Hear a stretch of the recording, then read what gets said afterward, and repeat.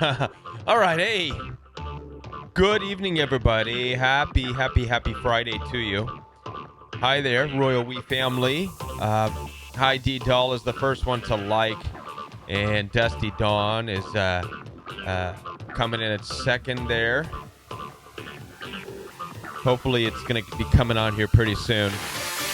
I'm going to wait a couple of minutes here for people to sign on. It says it starts at 10. You know, D, I just have not yet made the adjustment on my end to make it reflect 9 o'clock. So we should be starting at 9 o'clock p.m. every night this week. That's what we're doing.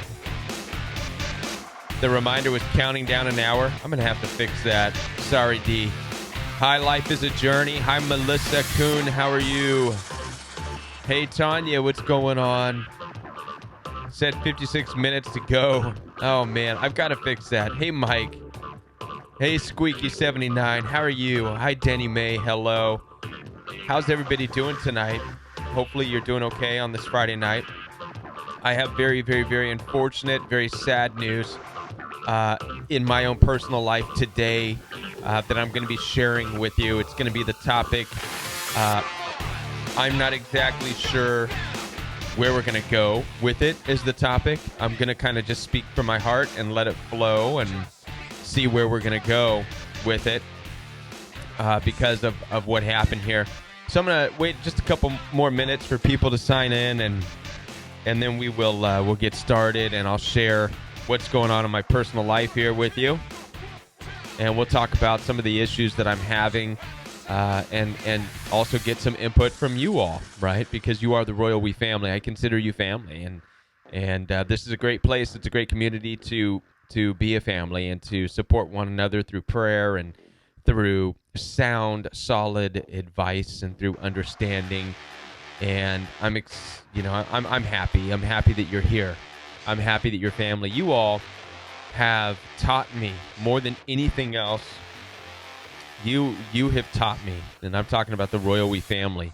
You've taught me what family can be. That family is who can be there, for you, who can be an encouraging source in your life, who can stand behind you and push you and encourage you to do great things. That's really who your family is. And, that's an awesome thing. And it's an awesome thing to have you all. It's an awesome thing to have the Royal We family. And so with that, we're going to go ahead and get started, and I'll just share with you what's going on in my life, and then we'll have we'll have a chat. All right, everybody. And as always, the telephone number is up, and so I encourage you to call. This may be the last night. We're going to take a break tomorrow and Sunday for sure. So this is the last night for the weekend. It may be the last night. I may be going back to the regular work schedule starting next week. Okay, and I'll no longer have the days off to be able to do this, which I really would love to do this on a daily basis. I'd love for nothing more than to be here with you every single day and have the Royal We live. And so here we are, everybody. I'm going to go ahead and share with you some very unfortunate news that happened in my life, my own personal life, and that is that last night at about 11 o'clock, between 11 and 12 p.m., last night, my dad, who lives in Arizona, died. He had a sudden heart attack and passed away. I talked to his wife this morning, and my dad was in his late 60s, 68.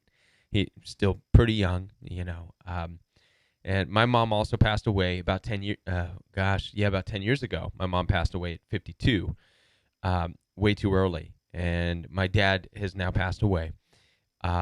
He just was feeling a little bit nauseous last night, and it came suddenly, and then he was okay, and then they thought, well, maybe they should go to the hospital, and because he was acting kind of a little wobbly, and he was fine in the car, and he was joking, and as they were driving to the hospital, he was just joking around, and he was fine, and then suddenly he said, my arm hurts, and then he slumped over, and that was it. And they were close enough to the hospital. They went out, they did CPR on him, tried, and it was there was nothing they could do. They tried, and so it was very sudden. And I just saw my dad about 3 weeks ago. He came up to visit, see his grandkids, and it was an amazing visit. I had made peace with my dad, who who was married quite a few times, but I had made peace with him a long time ago and accepted his hurts and his pains, and there was no animosity as far as anything goes with my dad. I made that peace with him, and uh, but it's very unfortunate, and so I wanted to share with you what again, and this may be a uh, I don't want to make it. This is hard because when we talk about narcissistic abuse and what I've been dealing with lately, how many of you are aware that it's it, many of you know it's been the in-laws, it's been siblings, um, that I had been dealing with for years that really took a toll on my mental emotional health until I moved away from California and moved to St. Louis. And being away from them has been the best thing in the world. And with the passing of my dad last night, obviously there was messages, there was things. I shared some things on my personal social media. So did my brother, and so did my wife. And I think part of what really hurt hurt me today is I saw my wife's siblings, the in-laws, offer condolences to my brother, who they don't even know, um, to my wife, who's their family, and I got none, of course, and I expected that, no messages, nothing in my inbox, nothing, and it hurt, and it kind of rattled me. I know the biggest issue is that I should be focusing on is the fact that I lost my dad. That's the big thing, but when you're faced again with the narcissist you've dealt with, and once again they just find a way to remind you that you're not important enough to them. Apparently I'm not worthy of condolences for losing my dad, but my brother, who they have no relationship with whatsoever. I mean, I'm as I think about it, I mean, I'm the one that takes care of their half sister. You would think that I would be more worthy of condolences you know, than my brother. He doesn't take care of their half sister. So this is what confuses me about narcissists and narcissistic abuse. When they have targeted you and made you out to be such a horrible person, and they can't even bring themselves to offer condolences for you, but they make sure in a way that they're seen and noticed by offering condolences to other people around you, your family, and in my case, my brother, trying to give the appearance that they're sweet and that they care, when what they've shown me is that they really don't. They don't care. And I think this is just one of those final things that, Royal We family, that I needed to see, that I just need to be done, like personally. I just need to be done with those people, with those siblings. I'm just so, um, and I understand a lot of the hurt, a lot of it. I'm emotional already because my dad passed away, but I'm just done with it. I just don't acknowledge them as aunts and uncles to my kids. I don't want to, ever, ever, ever. I can't ever believe anything that they tell me. I don't believe they care one bit about me. I don't even believe they care about their own half sister. I just don't. And this is my struggle. And like I said, I should just be primarily focused on the fact that my dad passed away. But having that pop up and seeing that, I just want to share the honest, my honest heart in that today. Just kind of dug that in. I'm not worthy of their condolences, right? And yeah. So, anyways, I'm gonna look at just some of the comments here. Yeah, and it is crazy. It's crazy.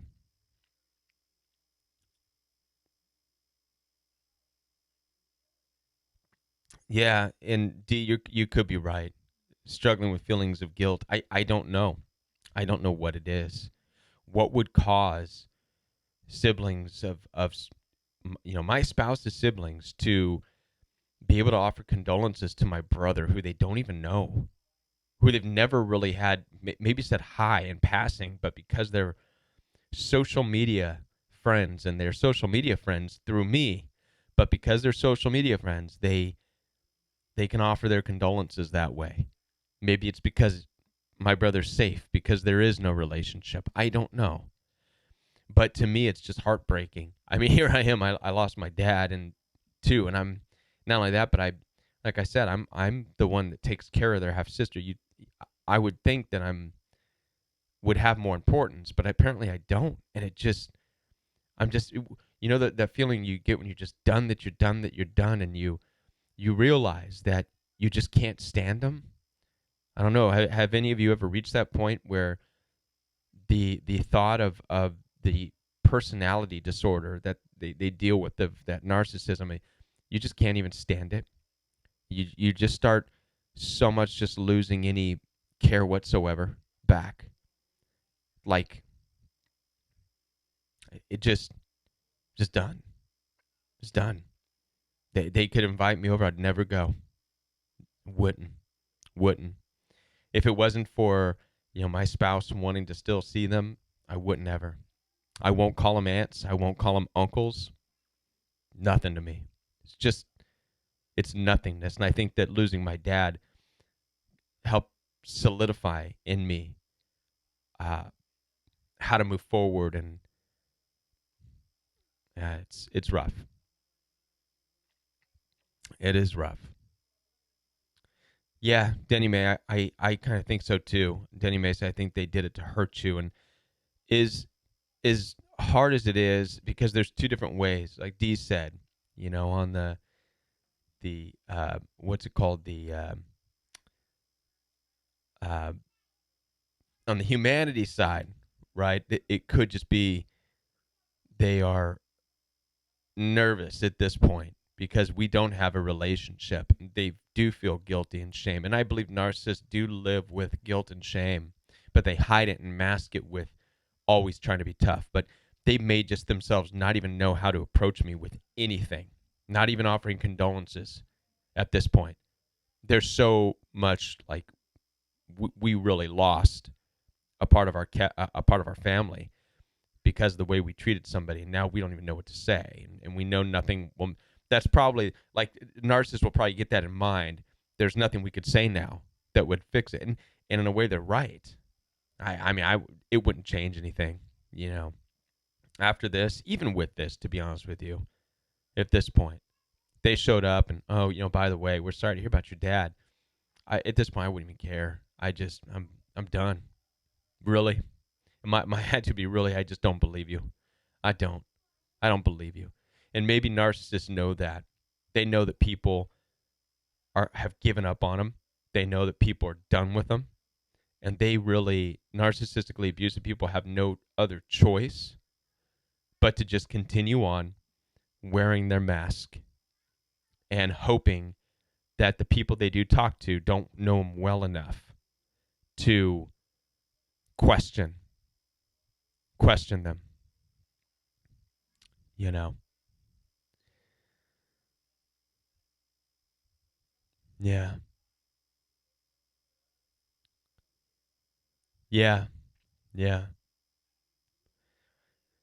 Yeah, my wife is not my wife is not furious about it. She's been at helping calming me down about it. So was my brother. He talked with me too about it. Helped me, just to let it go, because there was a time I'm sharing with you because you're the royal we family, and I appreciate you all so much, and that's why your guidance in this is beneficial for me too. I learned from you, and I still go through this too, but I was really close to sending a private message to one of them, one of the siblings. I was going to take a picture of their condolences to my brother. I was going to take a picture and I was going to send it to one of their private messages saying that, here you are, you're offering condolences to my brother who you barely know, but I'm not worthy of your condolences, and I'm the husband of your half sister. I take care of your half sister, but I'm not worthy of condolences. My brother is. That's how low. That's how much hate you have in your heart towards somebody who takes care of somebody who you say you love. Makes absolutely no sense. And I was gonna run off on how sick and twisted and evil they are. And I was this close. I mean, every bit of me. I mean, you all. I had it on my phone. And again, like I said, this could be nerves too. It could be a lot of the processing that my dad just passed away. I mean, I've been just flushed with all kinds of things today, but that was one of them. I was just ready to fire at him, and I started writing, and I'm like, man, this is the royal we what do I had to erase it again, and because I also understand that anything you say when you deal with narcissists can and will be used against you. And so that, and in addition to that, I had, my family, my brother and my wife basically say, don't, we know how they are. Don't do it. Don't engage. Don't give them power. Let it go. And it's been that voice in me today. And I believe just with my dad's passing, that just made me feel in a way blessed and just said, just be done. They're not a part of your life. Let them say things on your brother's social media.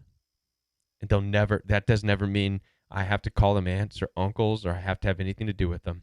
And my brother reminded me of that too. He said, hey, Kev, I don't care. I don't know them. They don't know me. I don't care that they show up and give me condolences. It's of no importance to me, And he just affirmed for me that he understands that they're not good towards me. He understands the situation. And he says, he thinks it's silly too. He says, I get it. I get why you're upset. He says, don't worry about it. Don't worry about it. And so, that's why I wanted to just run it by you. What are your thoughts on that? And you're welcome to call me and talk to me or just leave it on, put it up here, put it in the chat. What were your thoughts? Would you fire off something right away, take a picture of it, and take an opportunity to try to make an example of them, or would you just say, that's it, just done, and just let it rest in your heart that you're done, and don't ever go there again. D says, don't do it, you'll regret it. I got no cards, letters, visits, phone calls when adoptive dad passed from anybody, period. Not even church. Any condolence I got was opportunistic. So don't do it. Don't do it. Thank you, D, for that. That's the affirmation I got from my close family as well. Judai in Winchester says these streams have been helping me realize to let go of my toxic mother. Right. Shock also because his passing was so sudden. Yes, it was. Very sudden. Very sudden. Wheatco is a word that Native Americans use to designate an evil person who never worries about the well-being of others. Yeah. Yeah, and you know what? D, that's what they said on my brother's social media, basically. Sorry for your loss. That was it.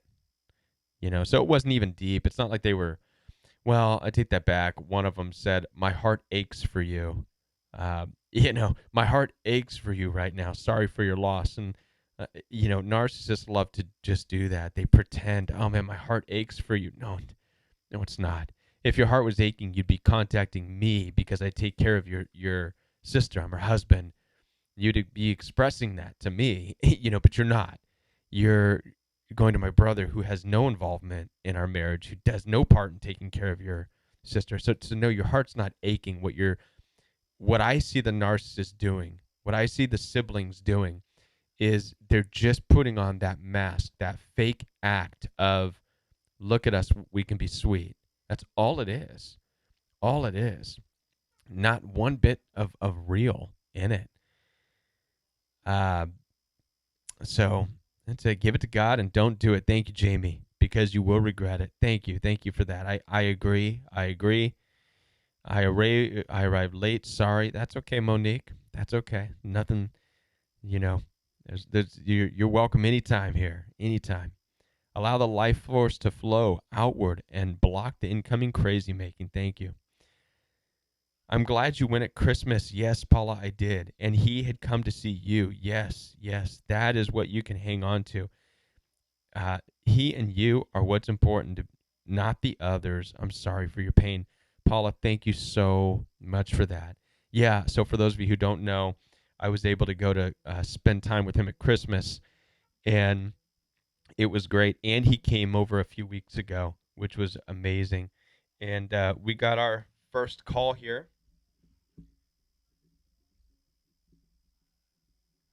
It would help if I had the phone line plugged in. You're live on the Royal We.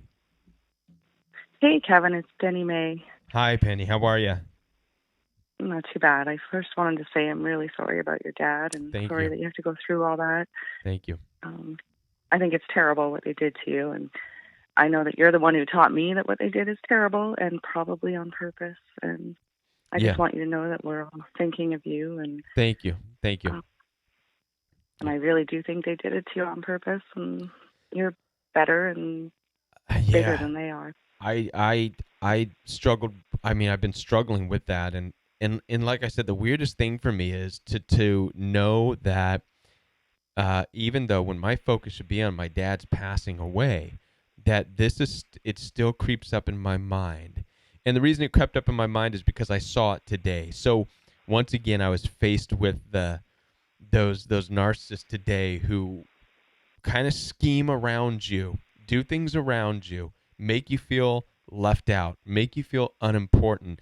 And all at once was such a traumatic event for me today. It's like it pushed every button in me at once. And I thought I was completely healed. And I thought I would never have to deal with angry feelings towards uncaring, unempathetic, narcissistic people. But here I am today. My dad passed away, and then simultaneously I'm hit with every trigger of people who are literally just going around me, showing that I don't matter, but other people do who they don't know. It hurt. Do you know what I mean? It's just wild. I think we all know what you mean, because it's so deep. Like the trauma that they put you through before, it's so deep and interwoven, and you fight it, and you're doing so well, and you rise above it, and then this, right? And so that's why it's and that's why it's important, because there was a part of me that wanted to respond to it, which I look at now as reacting to it. You know what I mean? So sending him a private message saying, "How dare you? How dare you? Here I am taking care of your supposedly someone you care about, and but I'm not worthy of your condolences. You have to go and give it to my brother and people you don't even know." I so badly wanted to, just to show them just how I know, but they'd never see it, right? They'd how never nasty hear it is. Yeah, but they would never hear it. That's it. Because and this is where, because narcissism is just blind to it. They can't see it that way. They can't see it your way. Once their biasness is there, it's just that lack of empathy. It won't allow them to even care. It would actually give them more ammunition. And they probably feel good. Look, we got to them. Yeah. Oh, yeah. I'm really glad you didn't, and I'm glad you thought about it. And we all have those moments where we think, oh, yeah, maybe this will help. But we all have each other to share those feelings with and forget about them. I don't know. I know it's hard. Yeah. I know. Yeah. Well, thank you so much. Thank you for calling me. Thank you for your condolences as well. And thank you for your affirmation. And I appreciate you. Thank you. Oh, I appreciate you too. Take care. All righty. Bye. Bye-bye. And so that was my day. It was a very emotional roller coaster of a day for me, up and down. There was a lot of Wasn't a whole lot of crying. I'm not much of a crier, and that's something that I'm curious about. I think that I process things differently. One of the things I've learned about myself is I tend to hold on to things. I take it in. I'm a stuffer. How many of you out there tend to stuff things, right? And don't quite deal with it right away. That's me. That's me. And uh, when you stuff feelings, whether it's sadness because of a passing away of somebody, it's kind of an indication of how you process most things. And I tend to stuff most things. So uh, I tend to. This is how what got me in such a weird situation with the narcissist, right? Is because of their abuse. It was let go for so long.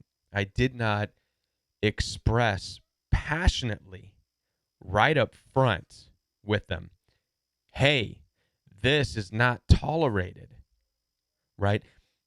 And part of me questions, would that even have mattered? I don't know. Maybe that's something you know, because that wasn't my story with narcissists. Maybe some of you have a story of what it looks like when you immediately shut them down and say, no, don't treat me like that, right? Does the relationship turn out different? Or do they leave right away?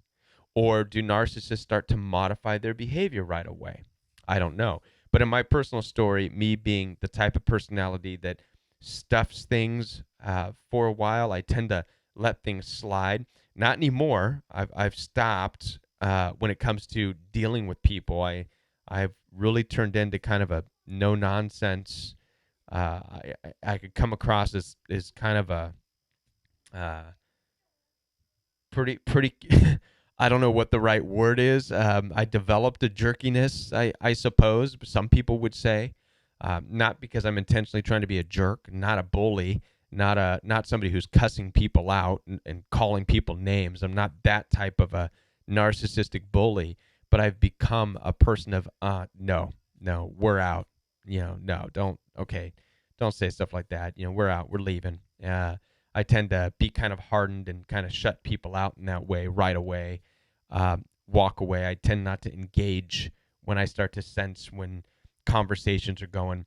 I tend to use my discernment and just not engage in certain ways anymore, not try to fix people who don't want to be fixed. And so these are all good, positive adjustments that I've made.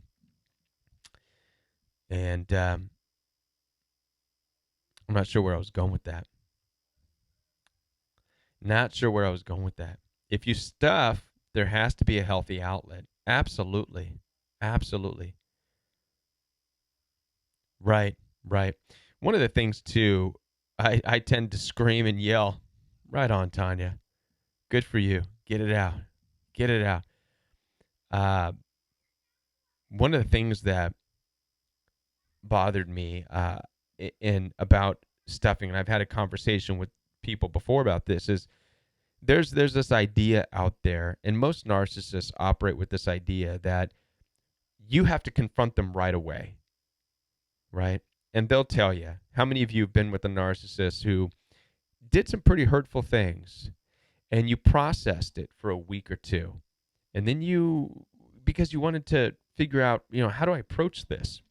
So you figure out how to approach it, and you think you're ready to talk about it, and you're going to have a smooth conversation. You're going to go up to the narcissist, toxic family members or ex or whoever it was, your dad, mom, in-laws, siblings, and you've got it all planned out. This is how you're going to approach it. You're going to say, hey, a couple weeks ago you said this and that, and I just it bothered me. It hurt my feelings.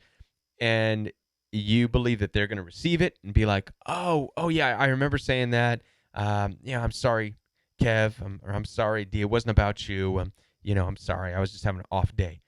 Done deal. Wipe your hands free. Makeup, great.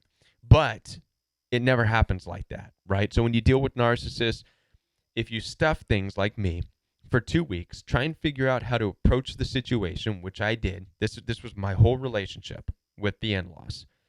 I would approach them 2 weeks later saying, listen, a couple weeks ago, I noticed you were really upset.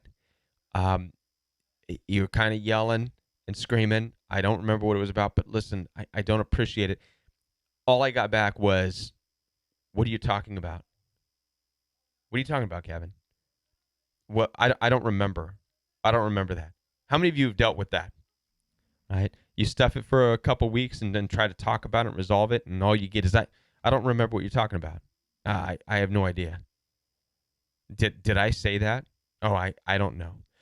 You know, and it kind of starts to foster this idea inside of you that you have to be on it and engage with them right away and get back in their face. And it's a competition of who could be faster and quicker at put downs and stopping. And if you're not like that, because it's a fight, what they're really saying is fight. And then, as we talked in many episodes, there's no winning a narcissist when you fight. You either lose or you lose. You know what I mean? So you lose the fight by being weak, or you lose the fight by being strong, but victimizing them. So either way, you lose, right? So you would think that, well, taking time to process your approach and talk to them will be the best way. But you do that, and then they act like they don't remember. They have no idea what you're talking about. And it's like, I just want to say, listen, we're not goldfish. You know what I mean? You don't have the brain of a fish. You know exactly what you said 2 weeks ago. You know your behavior towards me, right? Stop acting like you're a fish that can't remember for more than 30 seconds. So I'm not sure how many of you that resonates with, but that just that drives me nuts. That drives me nuts. Melissa Kuhn says, I was taught to fawn growing up. What does fawn mean? I'm not sure. Carrie Fatino says their lack of calm and basic civility towards can be the final closure for you. Done, done, and done. Yes, I'm done. I am done. I'm almost glad. I'm glad at this point, as much as it angered me to see them send messages to other people, I'm glad they didn't to me, because with how emotional I was, I may have started talking to them, and so I'm glad that I'm just done. Thank you for calling the Royal We. You're live. Hey, Kevin. Hi. Hi. Hey, it's Artist Lover again. Hey, Artist Lover. How are you? I'm okay. I just want to tell you how sorry I am for your loss. Thank you. Thank you. I lost my dad in November of last year, and he was very sick for a long time, and it was almost a blessing. And I thought, I've got this, I'm fine. And then all of a sudden, like one day, I crashed, and I don't know if your tears will come. I think when people die that we love, there's almost that point of like, it's not real. It doesn't set in. Yeah, it doesn't set in yet. Yeah, it hasn't set in, and right. And I'm there. I'm there. Yeah. I'm to be honest with you. It still hasn't set in that my dad is gone. Right. Last night we were talking on Facebook, and he was fine. He sent me a picture of something he found of a go-kart, kids working on a go-kart. He says, look, Kev, it's your old go-kart when we lived in Upland. And it looked exactly like the go-kart that him and I built when I was like 8 years old. And I'm like, how did you find that picture? And my brother was chiming in going, did they have packaged go-karts back then? Because how come they all look the same? And that one looked like the one that you guys made it. And we were talking. We were talking. And so it still just has not set in that was just last night. Right. And I got a phone call this morning that he died. He's gone. Yeah. That just, yeah. Yeah. It's and all I can say is let the tears fall, because that'll actually help you heal quicker. Don't deny the tears. If they do come, let them fall, and that'll help release that. And it'll help you feel better. I don't know what else to say. I just really actually wanted to call in and just give you my deepest condolences. Thank you. I You appreciate bet. that. Yeah, well, thank you so much for all you do. All right. Okay. Thank you. Well, Thank you. you. You Thanks. too. All right, thanks. Bye. Yeah, it's yeah, I didn't stop to think about that too. That aspect of stuffing, these types of issues, because like I said, I don't really feel, I don't think it seemed real yet. Right? I just I visited him at Christmas. We had a great time. He drove up to see his grandbabies and I a few weeks ago, and we had a great time. We, uh, it's funny. He actually, my dad, he's yeah, like I said, I grew up having my issues with him. I did, because he left mom and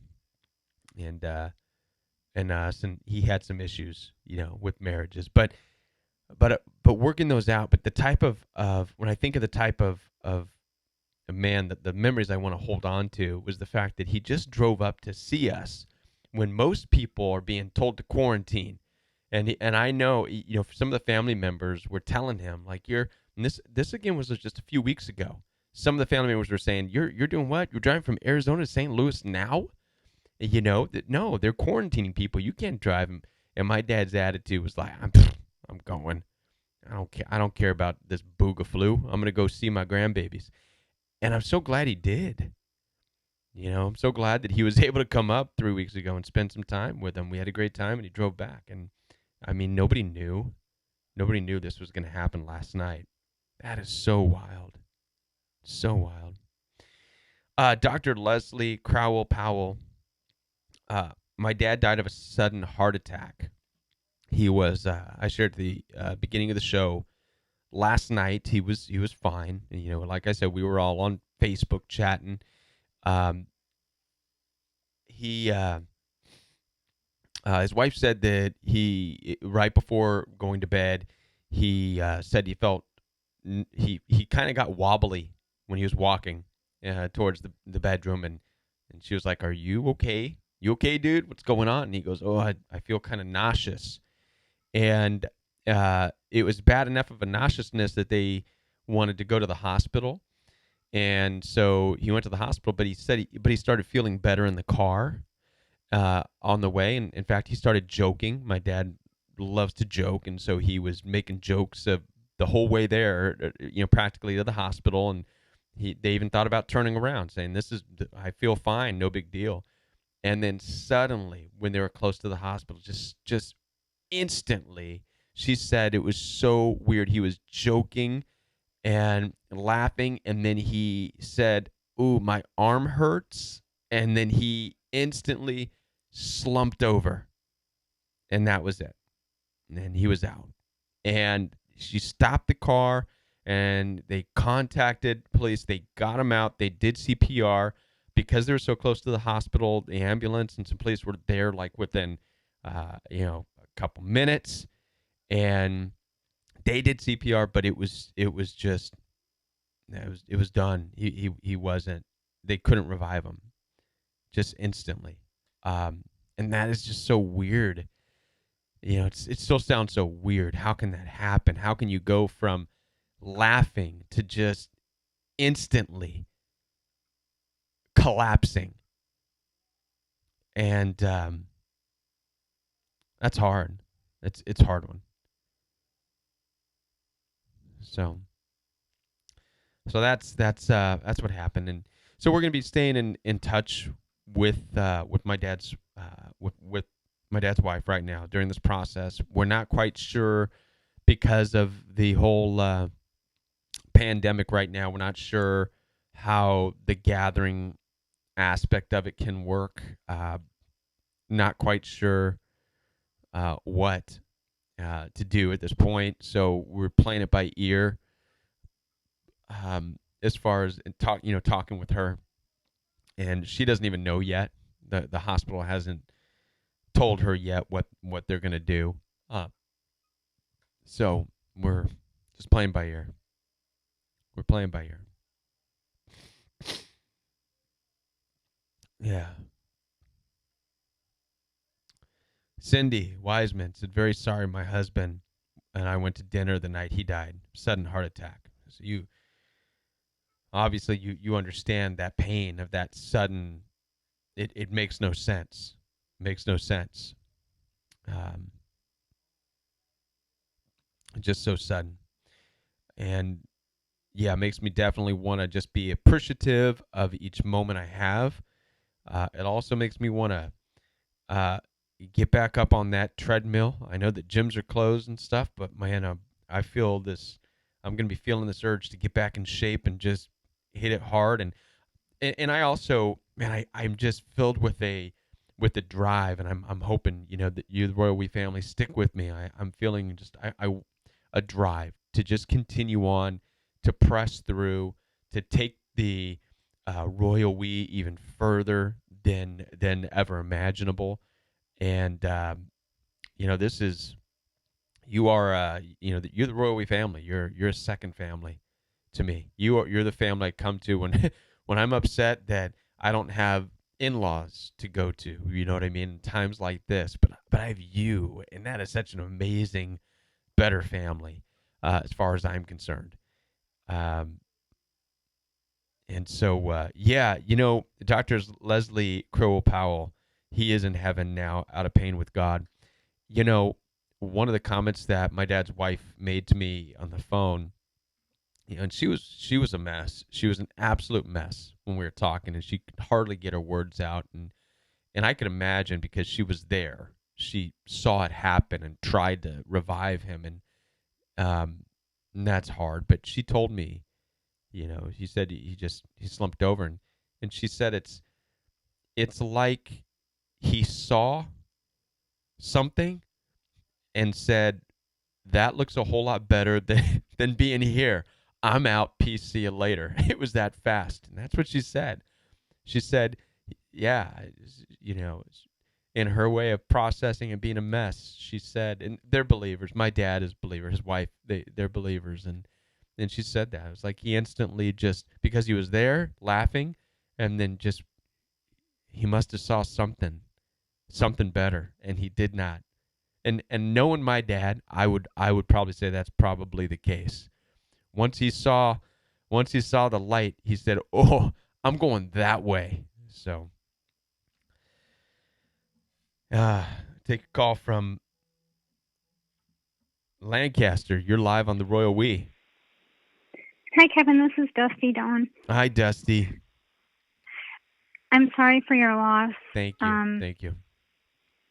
I wanted just to share, I know where you're coming from with the all of a sudden. I've posted on the forum that I had lost my two sisters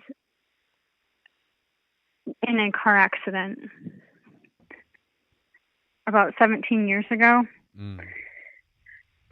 And it's never easy to deal with. Right. But I guess what I'm just trying to say to you, as far as your in-laws go,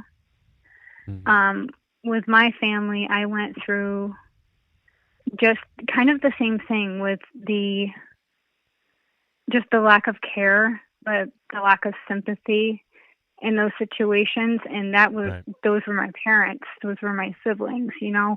And I kind of felt like, we're all going through the same thing. Like, why are you being left out? Yeah. Yeah. Right. And, but I gained the strength to realize that it had nothing to do with me. Right. And they were showing me and showing others who they were. Right. And it bothered me, and it kind of angered me for a while that other people couldn't see that. They couldn't see them for who they were because of the show that they like to project to other people. Yeah. Right. Right. So just through your grieving process with your father, I just thought it would be important to mention that that others have gone through the same thing. Thank you. I appreciate that. I really do. I appreciate your words, and especially helping me, again, just in understanding to not need the certain affirmations of people that they just can't give it, So, but thank you. Mm-hmm. But thank you for You're that. welcome. I appreciate it. Thank you. Thank you. All righty. Bye. Bye-bye. Yeah. But it is good to be here and talk with you, and to hear your voices and to see your comments, and it's very reassuring, and so thank you for that. I appreciate that. And wow, I'll tell you what, the other aspect of this is that, man, it grows you up and makes you feel old. Wow, I didn't think of myself as being that old, but now I don't have my mom, I don't have my dad, right? They're so that's wild. But I don't think I'm that old. I just no. My parents went too young. Both of them did. And it's unfortunate. It really is. Ay, ay, ay. Dr. Leslie Crowell Powell, take comfort in knowing, Kevin, that he has peace now. He's out of pain. I believe that. Amen. He's with God in heaven, and he's smiling down on you right now. I believe that too. And I'm counting on my dad to be fighting for me and to be pleading for me and praying for me through the rest of this journey that I have in life. And one of the greatest parts about visiting my dad during Christmas was we had this very, very, very special moment. I'm going to share this with you. We had a very special moment on Christmas Eve, just the two of us. We were sitting in the garage, and this was the moment. It just happened this past Christmas, but it was the moment where he passed his mantle down to me and blessed, kind of like in the biblical way, So it just so happens that my grandfather, my dad's dad, was a preacher. He was a minister in St. Louis, and none of his sons, my dad and my dad's brothers, none of them carried that mantle. None of them wanted it. My dad and his brothers and sister, they decided that it would be more fun to move to California in the early 70s and become hippies, because that's what you all did in the 70s, right? That was the in thing. So they passed on that. They balked at it. Nah, we don't want to carry on and become preachers, man. We want to go smoke the peace green weed in sunny California. So they left the Midwest. So we're out of there. We're out of the snow and rain and tornadoes, and we're going to the surf, sun, girls, and weed. And that was their life. And that's where I was born, and living in that California mess, and then coming back here now. Now I'm here in St. Louis, but I just learned a lot more about my grandfather through my dad, and I asked for that. I guess, long story short, to share with you all, I asked my dad to bless me with that mantle. I said I want it. That's what I told him. I said I want it. I would like that blessing from you to carry on what your dad started, what my grandpa started. And my dad broke down, and he said, Christmas Eve, he says, "Do you know what you're asking?" And I said, I don't know. I think I do, but I'm not sure. And he said, you can have it. None of us wanted it, but you can have it. And he said some other words that made it real serious and very real aspects and things about life that have to be cleaned up. You know what I mean? When you decide to go down that route. But it was a very special moment. And it's just wild that happens, that moment happens. And then this. Never would have had another opportunity to have that talk. Traded in tornadoes for earthquakes. Yes, D. Hippies in California. Yep. Yep.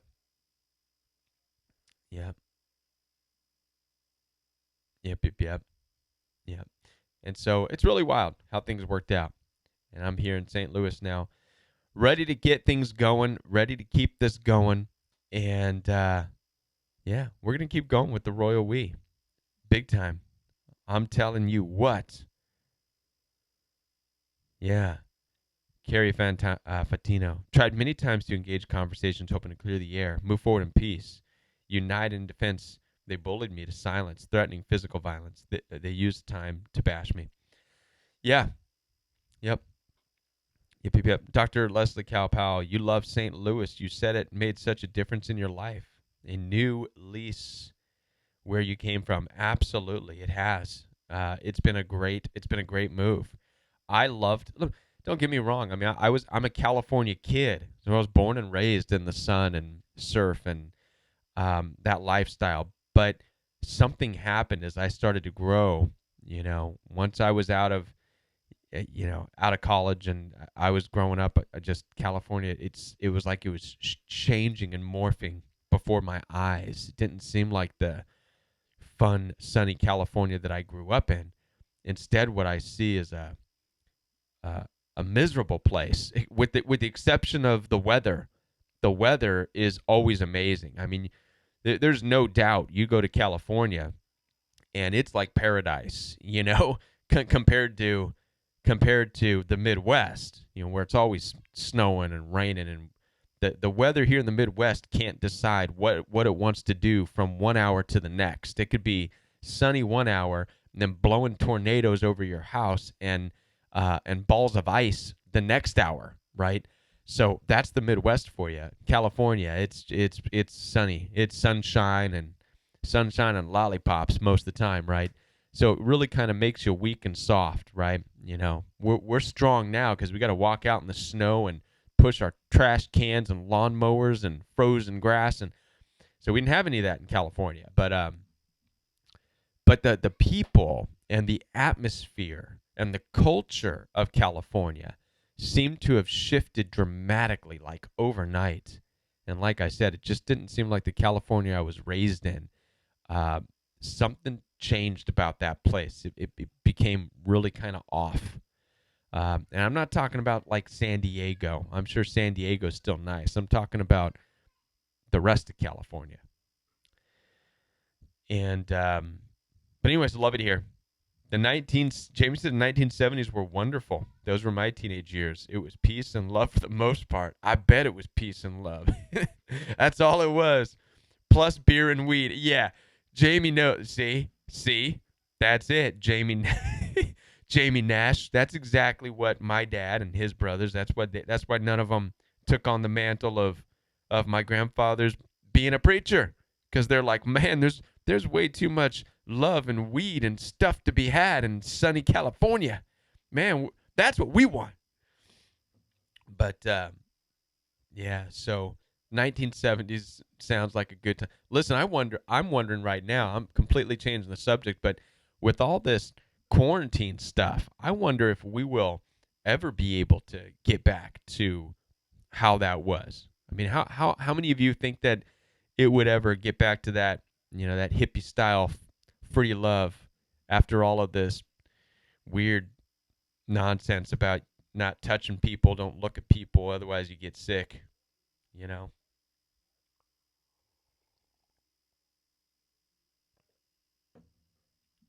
Oh yeah. Yes. I did have a pillow fight in the middle of the city with the kids around the area. That was pretty cool.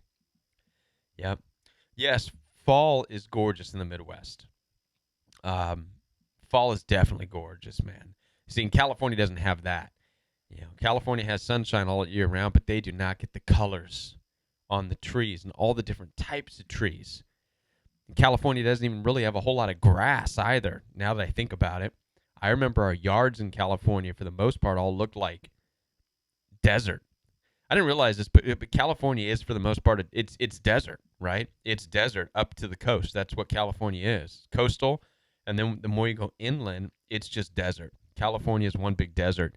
So most of the yards reflect that, you know. Here in the Midwest, right? Like starting now, the grass, the grass grows. I have to mow it every other day. This is how fast it grows. Every single yard is green.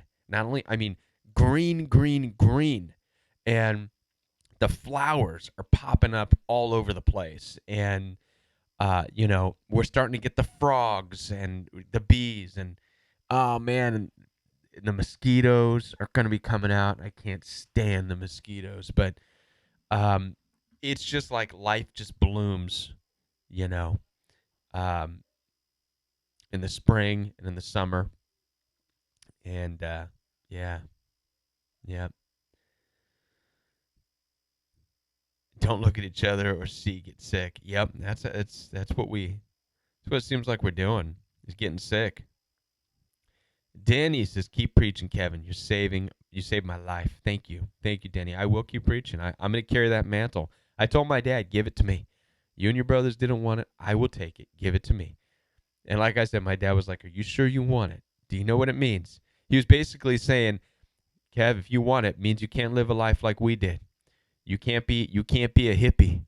You can't enjoy that 70s free love and beer and weed. You can't do that. You know, and I'm like, I don't do that right now anyways. I'm good. So yeah, we had a great conversation about that on Christmas Eve. Yeah. Tanya saw a mosquito yesterday.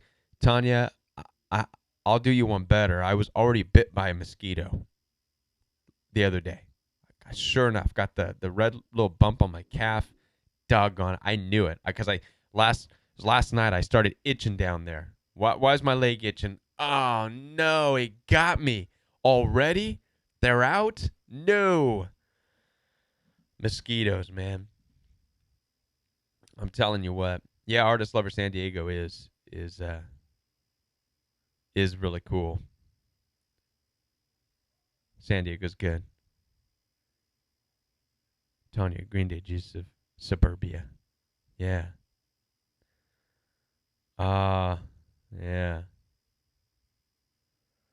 I love frogs, Jamie says. I like the frogs too.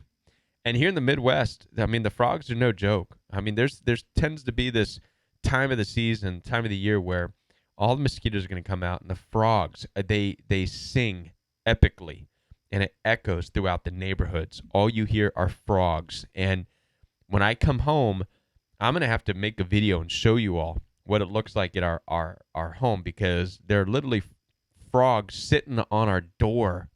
I don't know how they get up there, but on our front door, they just climb their way, and they're just stuck to the door, sitting there, making their little frog noises. And my boy grabs them, and, you know, he starts playing with the frogs, but they're just everywhere. And they sing, and they have the froggiest croaking songs that they just sing all night, and that's all you hear. And then you also get the fireflies. So we'll have the fireflies, and those are kind of cool. They twinkle around underneath the trees. Those are pretty cool. Everything's cool except for the dang mosquitoes. I mean, I would be perfectly content with everything if the mosquitoes did not exist. I don't know what purpose they serve. I don't know why we have them. I don't know what good they do, except stick you with their needle nose and try to drink your blood. I just don't get their existence, and I wish they would go.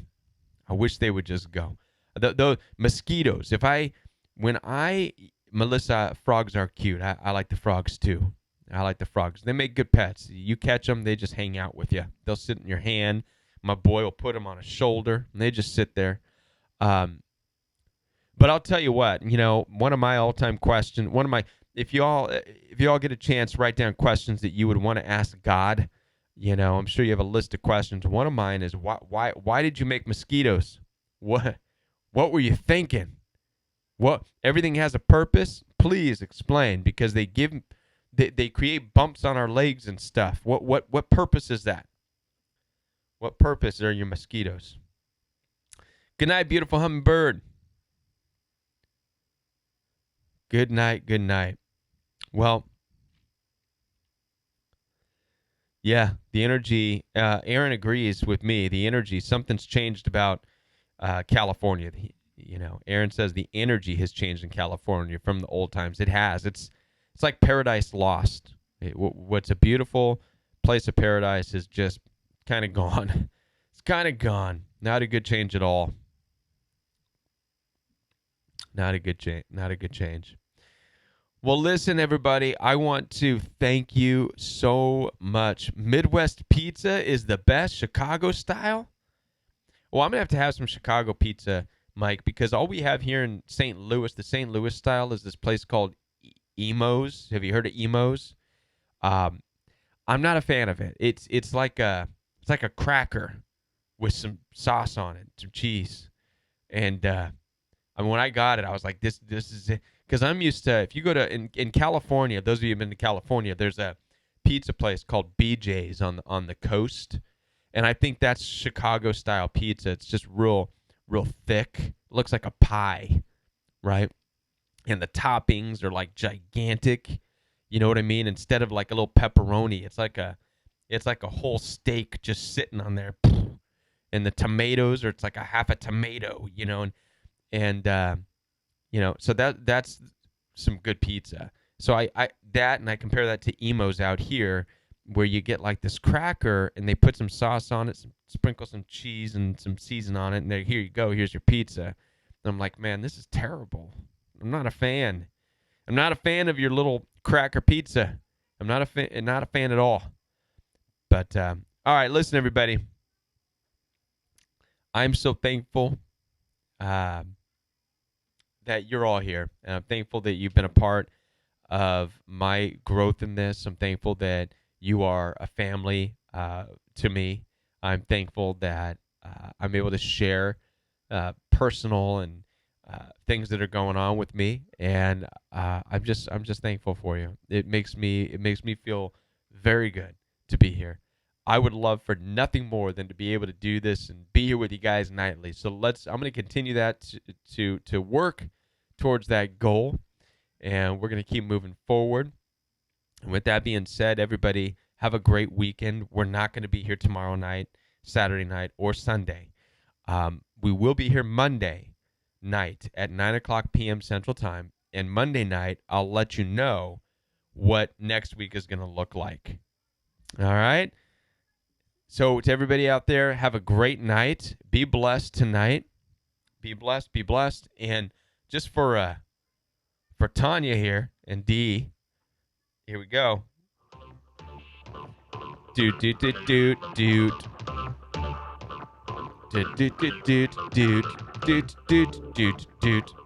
All right, everybody. Have a great night, and we'll see you Monday night. This next Monday night, right here on the Royal We, 9 o'clock p.m. Central Time. And have a great weekend, staying quarantined and not looking at anybody. Otherwise, you might get the booga flu. Have a great night, everybody. Bye.